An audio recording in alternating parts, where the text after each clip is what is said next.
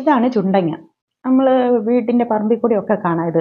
ഇത് പറമ്പില് കാട് വെട്ടിയപ്പം നിറയെ ഉണ്ടായിരുന്നു. അപ്പോൾ അതെല്ലാം വെട്ടിയിട്ടപ്പോൾ ഞാനത് എല്ലാം ഒരു കവറിലാക്കി പറിച്ചോണ്ട് വന്ന് എടുത്തോണ്ട് വന്നത്. ഭയങ്കര മുള്ളാ ഇത്.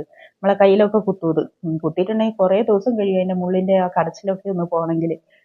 സൂക്ഷിച്ച് പറിക്കണം. അല്ലെങ്കിൽ നല്ല മുള്ളാണ്. നല്ല കൊലകൊലയായിട്ട് കിടക്കുന്ന കാണാനൊക്കെ നല്ല രസമാണ്.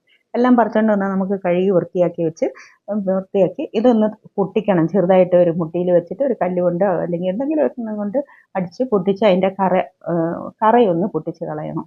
കറ എന്ന് വെച്ചാൽ അതിനകത്ത് ചെറിയൊരു കറ കാണും. അതൊന്ന് പൊട്ടിക്കണം. അല്ലെങ്കിൽ അത് അതിൻ്റെ ചൊനയും അത് വല്ലാണ്ട് ചുവയ്ക്കും അത്. ഇത് നമുക്ക് കൊണ്ടാട്ടങ്ങൾ ഉണ്ടാക്കാൻ ഉപയോഗിക്കാം. വടകം ഉണ്ടാക്കാം. വടകത്തിനൊക്കെ എന്ന് പറഞ്ഞിട്ടുണ്ടെങ്കിൽ നമ്മളതിനകത്ത് അരിപ്പൊടിയും തേങ്ങയും ജീരകവും പച്ചമുളകും എല്ലാം ചേർത്തിട്ടാണ് വടകം ഉണ്ടാക്കി വെയിലത്ത് വെച്ച് അത് വാട്ടി ഉണങ്ങുന്നത്. അരിപ്പൊടി വാട്ടിയിട്ടാണ് ഇതിനകത്ത് ചേർത്തിട്ട് അത് വെയിലത്ത് വെച്ച് ഉണങ്ങിയെടുക്കണം. ഇതും അതേപോലെ തന്നെയാണ്. ഇത് വെറുതെ നമ്മളിങ്ങനെ തല്ലിപ്പൊട്ടിച്ച് അടുപ്പിൽ വെച്ച് ചെമ്പിൽ കുറച്ച് വെള്ളവും ഉപ്പും ഇട്ട് അതിൻ്റെ കൂടെ ഒരിത്തിരി തൈരും കൂടി ഇട്ടിട്ട് ഇതൊന്ന് തിളപ്പിച്ച് വാട്ടുമ്പോഴത്തേക്കും അതിൻ്റെ കട്ടൊക്കെ പോയിട്ടുണ്ടാവും. വാട്ടിയിട്ട് അത് നല്ലപോലെ ഒന്ന് വെയിലത്തിട്ട് ഉണക്കിയെടുത്താൽ നമുക്ക് എണ്ണയിലിട്ട് ഫ്രൈ ചെയ്തത് കഴിക്കാം. അതിന് വേണ്ടിയിട്ടാണ് ഇത്. ഇത് വളരെ നല്ല സാധനമാണ്. എല്ലാവരും ഒന്നും കഴിക്കുമൊന്നുമില്ല. നേരിയ കയ്പ്പ് ഉണ്ടാകും. ഇത് കാണാൻ നല്ല രസമൊക്കെയാണ്. പക്ഷെ എന്താണെന്ന് വെച്ചാൽ ഇതിൻ്റെ കറയൊക്കെ പൊട്ടിക്കുമ്പോൾ നമുക്ക് ചിലർക്ക് അലർജി ഉള്ളവർക്കൊക്കെ ആണെങ്കിൽ കുറച്ച് അലർജി എഫക്റ്റ് ആകും. തൊണ്ടയിലൊക്കെ ഒരു കിരികിരിപ്പൊക്കെ തോന്നും നമുക്ക്. മൂക്കുന്നെല്ലാം കുറച്ച് ഇതായ പോലെ എരിയുന്ന പോലെ തോന്നും. അങ്ങനെ ഇത് അടുപ്പത്ത് വെച്ചിട്ടുണ്ട്.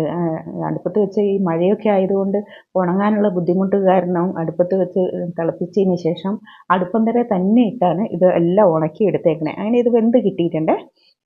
വെന്ത് അത്യാവശ്യം ആയപ്പോഴത്തേക്കും വെള്ളമൊക്കെ വറ്റിയിട്ടുണ്ട്. അപ്പോൾ ഒരു വലിയ മൂടപ്പാത്രം എടുത്ത് അടുപ്പിൻ്റെ മേലോട്ട് തന്നെ വെച്ച് എന്നിട്ട് അതിൻ്റെ മേലെ തന്നെ നിരത്തിയിട്ടിട്ടാണ് ഇത് ഉണക്കിയെടുക്കുന്നത്.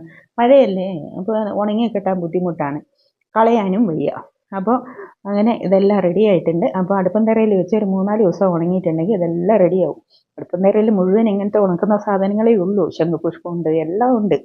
നല്ലപോലെ ഇളക്കിയിട്ട് കൊടുത്ത് 3-4 ദിവസം കൊണ്ടൊക്കെ ഉണങ്ങി കിട്ടും. തീ ഉണ്ടാവണമെന്ന് മാത്രം. അടുപ്പം തറയിലാകുമ്പോൾ എപ്പോഴും ചൂടുണ്ടല്ലോ. ഇത് ഉണങ്ങിയുമ്പോൾ നല്ല കിലുകിലുന്ന് സൗണ്ട് വരും.